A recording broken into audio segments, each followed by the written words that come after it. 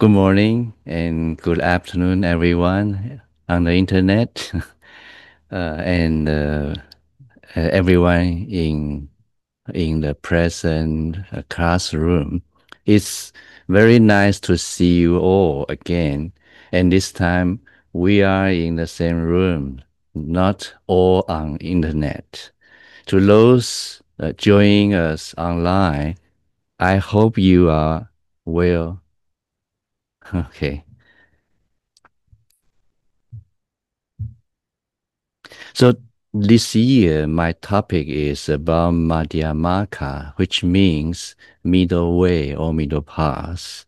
And what I'm going to talk about is the the practice cultivating prajna, which means the development of transcendental wisdom. So prajna here means transcendental wisdom. So, do you know this Sanskrit term? If you don't worry. I will explain later. Okay.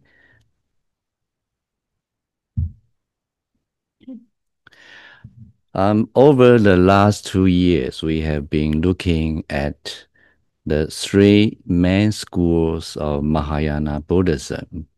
In 2023, I introduced you all to the Yogacara or consciousness only school. Last year, we covered the Tathagata Garbha school. This year, we will look at the middle way or Madhyamaka school. For this year's talk, apart from covering some general information about the Madhyamaka school, we will focus in particular on the key practice of prajna, which is the cultivation of transcendental wisdom. Again, the information can be found in chapter 5 of Venerable Yin-Shun's teaching, The Way to Buddhahood. Now, let's begin with some general information about Madhyamaka school. The founder of this school is the great Indian monk Nagarjuna. Other famous teachers of this school include Aryadeva, Buddha Palita, and Chandrakirti, etc. Madhyamaka is Sanskrit and means middle, which refers to middle way or middle path. The teachings of this school can be traced back to Buddha's sermon on avoiding the two extremes of self-torture and overindulgence in luxury.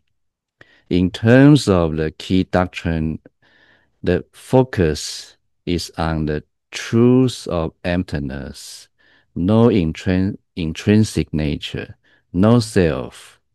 Everything arises from causes and conditions.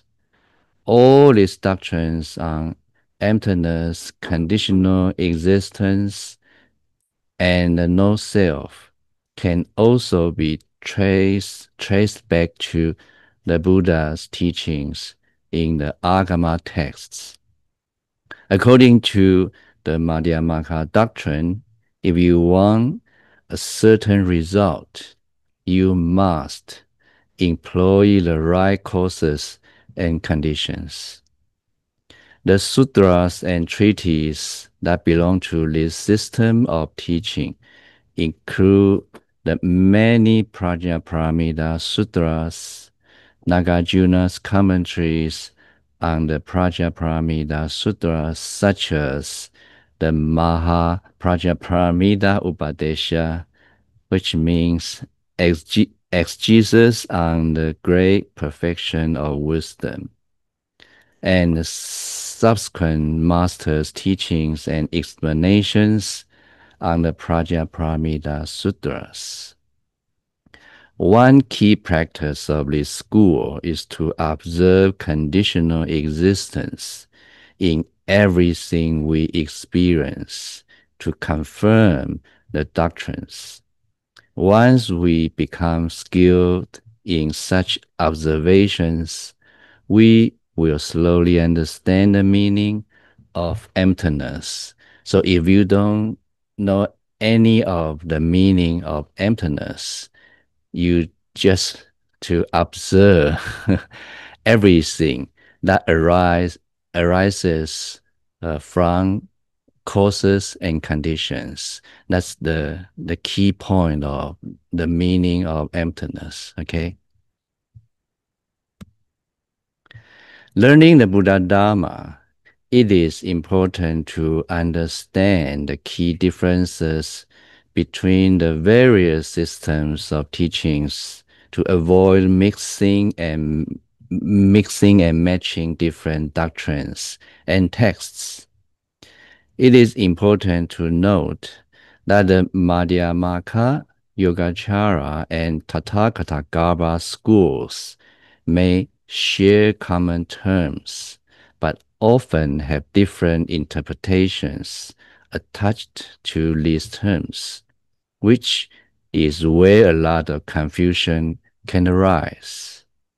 I hope you all can bear in mind that each school has its target audience and method of practice to help their corresponding audience move towards purity and enlightenment. Hopefully, the material covered in this year's talks, combined with the last 2 years' material, can help you appreciate the key differences among these three major schools of Mahayana and inspire you to investigate more in your own time. Now, let's begin to look at the Madhyamaka school in more detail. I hope this material is not too philosophical and too profound, but I promise I will explain until you understand the meaning. Okay. So in chapter 5 of The Way to Buddhahood, there's the verse that says, all dharmas arise through dependent origination. Dependent origination is empty of inherent nature. Due to emptiness, dharmas arise through causes and conditions. Thus, all phenomena are established. This middle way, this middle way meaning of manifestation and emptiness has been explained as stated above. The last line of has been explained as stated above refers to the section in the book detailing the cultivation of Prajna Paramita, which will be covered over these few days. First, it is important to point out that the Mahayana doctrines, as well as the Shravakayana doctrines, all aim to provide an explanation for the existence of all dharmas. In particular, the dharmas of wholesome and unwholesome karma and its results, as well as the causes leading to cyclic existence. This is the fundamental objective, and from those core doctrines arise the elaboration of wholesome practices within the human and heavenly realms. This constitutes the aspect of cyclic existence. Regarding the cessation of cyclic existence, the practices of the three vehicles are established according to the different ways one can thoroughly awaken to the truth of all dharmas and eliminate afflictions. According to the teachings found in the Mahayana Sutras and treatises, the distinction between the three systems of thought within the Mahayana largely depend on the different approaches to establishing all dharmas. The most fundamental among these concerns how to establish and explain karma and its effects. Throughout history, conflicts have arisen because each school regards its own system and doctrines as the ultimate teachings, while viewing other systems as provisional teachings. Each school relies on its own sutras as supporting evidence, along with treatises that argue their system expounds the ultimate teachings. So, what exactly is the meaning of ultimate and provisional teachings? Which teachings are really the ultimate and which are provisional? How should we uh, identify? An explanation on ultimate and provisional teachings was presented in 2023, so here I will not go over it much. Please refer back to the 2023 talks if you are interested.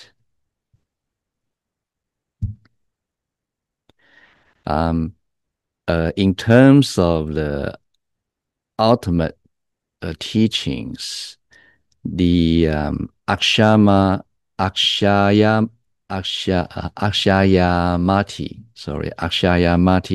Sutra says, teachings that explain mundane phenomena are provisional sutras, while those that explain transcendental truths are ultimate sutras.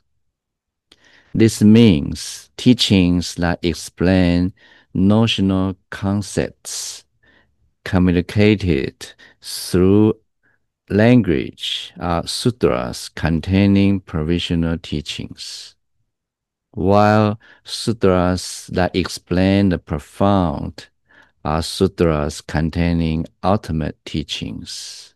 For example, teachings that talk about existence of an intrinsic self are provisional teachings, while those that expound no self, emptiness, and non-arising are ultimate teachings. Okay. Under this definition, the Prajnaparamita Sutra, Mula Madhyamaka Karika, and other such scripture texts that extensively expound the teaching on no intrinsic self, emptiness, no arising or cessation, and so on, are all ultimate teachings.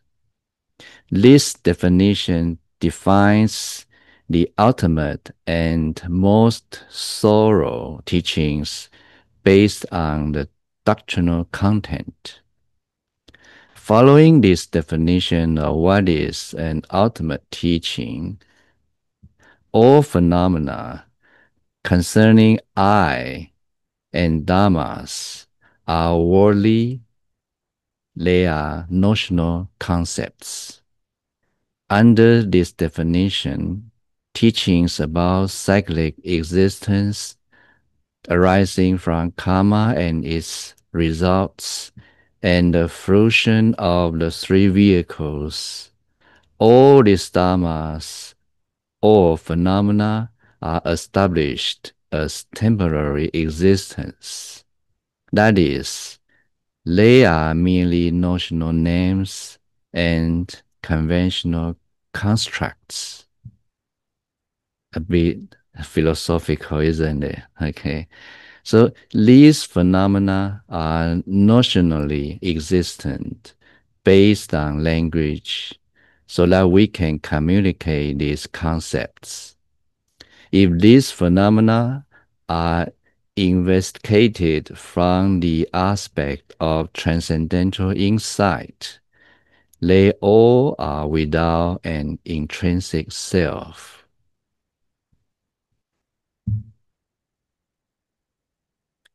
The Prajnaparamita Sutra says, because of conventional designations, there exist stream enterers up to arahats, pratyeka Buddhas, and all Buddhas. In ultimate reality, there is no knowing and no attainment, no stream enter up to no Buddha. The distinctions among the six realms also exist only through conventional designations and are not taught from the perspective of ultimate reality. In ultimate reality, there is no karma, no karmic result. What do you think? We usually say there's a cause and effects, right? But in the Prajnaparamita Sutra, it says no karma, no karmic results. What does this mean? What do you think? So we need to identify or distinguish different level of our experience. So for the level where we are experiencing in this world, there, there are causes and effects, right? We can experience this. For example, uh, if we study hard, we get the high marks, right? Not always, but usually. Right? Yeah, no, for me, it's true. Okay. Okay. Yeah, yeah, okay. But what the Prajna Paramita says is another level, which is called transcendental um, a state or experience or the experience we realize the transcendental truths. Okay, so when we are in the state of realization, we have different experience in that state or in that status. Okay, so everything, how can I say, beyond our normal experience. What we experience is something beyond the phenomena world. This world beyond the phenomena. So what we experience is the brightness, happiness, and tranquility or stillness, etc., etc. So this is what the Prajnaparamita Sutra, how the meaning of the Prajnaparamita Sutta says, okay, so no karma or no karmic results has two different meaning, which means no fixed entity within the karma or karmic results. Okay, so everything not fixed, everything is changing. And this is one meaning, and the other, on the other hand, the no karma and no karmic result means we experience the transcendental truths. Okay, so this is another world. Anyway, yeah. When we realize the truth, we are in that world immediately. So, sorry. Yes, yes. We can know. We can know. We will experience the happiness, stillness, brightness, etc. If you have exactly, yeah, but with insight, but there are similarity between the meditative experience and the how can I say, transcendental the experience of transcendental truths. They are similar, but we can how can I say, to verify whether what you experience is just the meditative state or the state we realize the truth. I will explain later or during the Q&A session, okay? Or after class, okay? Anytime. Okay.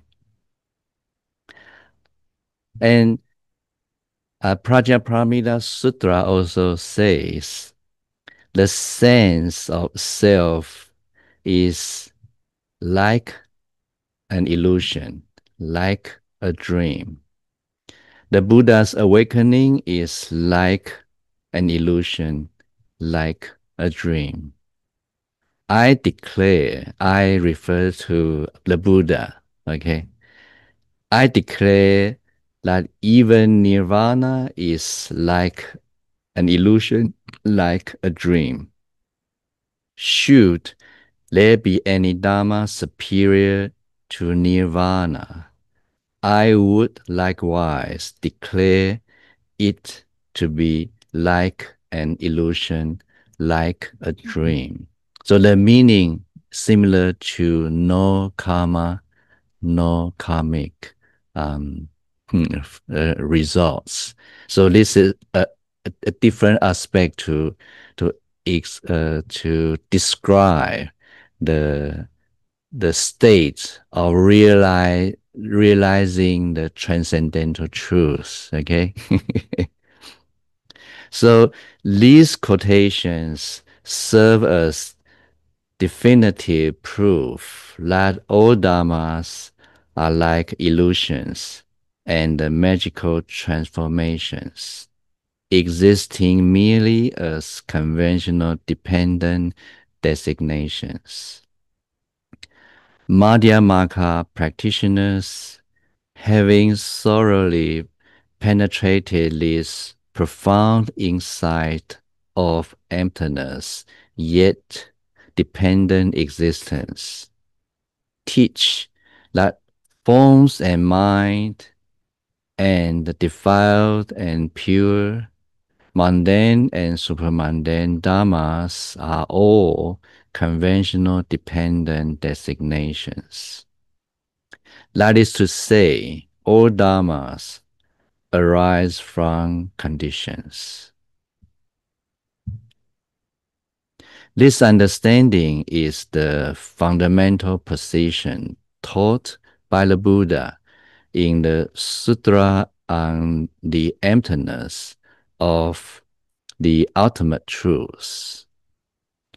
Whatever arises from causes and conditions exists only as dependent designation. When one applies transcendental insight to investigate these phenomena, one will realize that everything has no intrinsic nature and so is empty. That means there is no Dharma or phenomena that can be considered as really existent. Nonetheless, this does not mean the doctrine of no intrinsic nature destroys everything and no Dharma can be established. On the contrary, if phenomena had an intrinsic nature, then that implies a truly existent thing. True existence means something need not rely on causes and conditions to arise. This means that which has not come to be will never arise, and that which has not ceased will never cease. It's different from our experience, isn't it? So, this also means ordinary beings are destined to be ordinary beings and can never become Buddhas. Fortunately, because of emptiness, this means there is no intrinsic nature, and things must arise from causes and conditions, so we can become a Buddha. Okay, that means reliant on causes and conditions, all dharmas can be established. Those who undertake wholesome deeds will receive pleasant results, while those who undertake unwholesome deeds will get unpleasant results. Those who are ignorant as to the truth will remain caught in cyclic existence, while those who attain awakening will gain liberation. Moreover, by applying the wisdom of dependent origination to investigate all dharmas, one is able to release attachment to samsara while also not clinging to nirvana. In this way, one can extensively engage in bodhisattva practices and attain Buddhahood.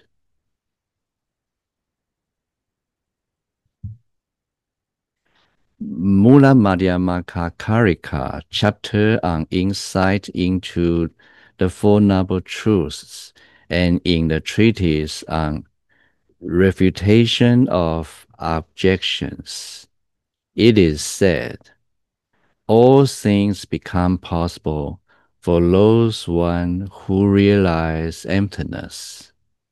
And if one can realize this emptiness, then all phenomena can be established. This means that based on dependent co-arising that accords with emptiness, the dependent existence of all Dharma is established. I think we got some time for Q&A, so I will stop here. And if you have any question, please raise your hand and ask. Okay. A bit difficult or okay, yes, please. Understand all the phenomena can be established. Be, because we say everything has no intrinsic nature, right? Yeah. So some people think if everything has no intrinsic nature, and we can't say this is computer, that is speaker. You know what I mean? Yeah, so everything seem to have intrinsic nature or their characteristic, right? But this can be changed. You know what I mean? Once we destroy the computer, is not computer anymore. It become dust or something else. So it's not fixed. So so because everything arises uh, depends on cause and conditions. What is the that can be established? What Oh, phenomena means everything. Is that okay? Phenomena means everything in this world. So it's confusing words, I just think maybe I'm missing something. It just seems like such common sense. a common If sense. nothing is solid and Uh-huh. it can materialize and immaterialize, Yeah, yeah, then true. the phenomena can be established. What is being established? What is this phenomenon that's to be established? So What's the yeah, point of it? That's the point. yeah, What is the yeah. point? You can explain. I in the teachings say all phenomena can be established. It's trying to point out that things as we see and experience in this world, Wow, yeah. um, they can exist um, because there is no intrinsic nature. The definition of intrinsic nature is that it is permanent. Fixed, yeah. So if this table or if that computer or speaker had an intrinsic nature, it would mean in perpetuity, since time without beginning, that speaker would always be as we see it now. But that is not the case. That is not how we experience things in this life, because that speaker is made up, is built up. Yeah, different partitions, yeah. So that speaker, that computer, the table can exist temporarily when the conditions come together. And because of that, that's what we say, there's no intrinsic nature. And so because of intrinsic nature, all phenomena can be established. So we say everything that we experience can appear or manifest as they do because of having no intrinsic nature. So that's what that line is trying to say, because I guess in a sense, back in the spiritual days of ancient India, you had people debating things, and so this is also part of the way they would explain this through their debates. So they would have to define what is intrinsic nature, and by refuting the characteristics of intrinsic nature, then they'll say whether you can establish or explain how things come to be. So established in this sense, all phenomena can be established. You think of it as all phenomena, all things can be explained. Thank you. So clear now? Yeah, Clear. that kind of matches. Okay, yeah. Okay. And then we fill out with like a producer, and then we fill out everything, by our mind. Yes. And then the original reach is the white paper. Is that the script we create by our own? Is that Something a bit different. Yeah, it's part of the the phenomena, you know. Phenomena means everything we experience in this world. So if things have intrinsic nature, we need to know the definition of intrinsic nature. It means fixed, permanent, and exists without cause and conditions. So once it exists, it will permanently exist, right? So that's the meaning of intrinsic nature. So no intrinsic nature means all things arise depend on causes and conditions. Yes. I'm coming at it from a different. If something is true, does that mean that it could be like True, you mean the like real? talking about when we realize truth, transcendental experience. Mm. Because with intrinsic nature, it's fixed or permanent. It doesn't rely on causes and conditions. What I'm asking is if something is true, it's definitely not colored. Therefore, it would not, it would be true. So anything that relies on causes and conditions, can that be true too? Unconditioned, you mean something exists unconditioned. In Buddhism, yeah, we describe nirvana is unconditioned. It's so if it's But but nirvana need practitioner to cultivate the wisdom, and then it's a state practitioner realize the truth.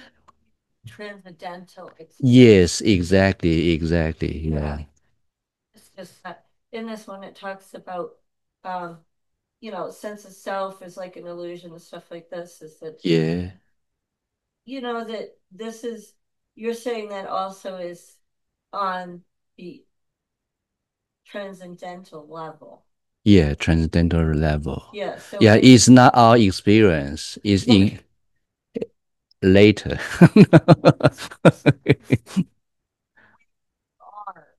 is somewhat based on certain causes and conditions. Rely something on a lower level, and you already discussed it when you were talking about when somebody else mentioned mundane things. Mm. And so that's the level we live at because we inhabit a body or whatever. You know what I'm saying? I could go on and Yeah. So, transcendental level is not uh, apart from our real world. You know what I mean? Once we eliminate the attachment to the phenomena or things, we experience the transcendental level or transcendental truth, because all we experience is illusory existence. My drawings are illusory because they're not real.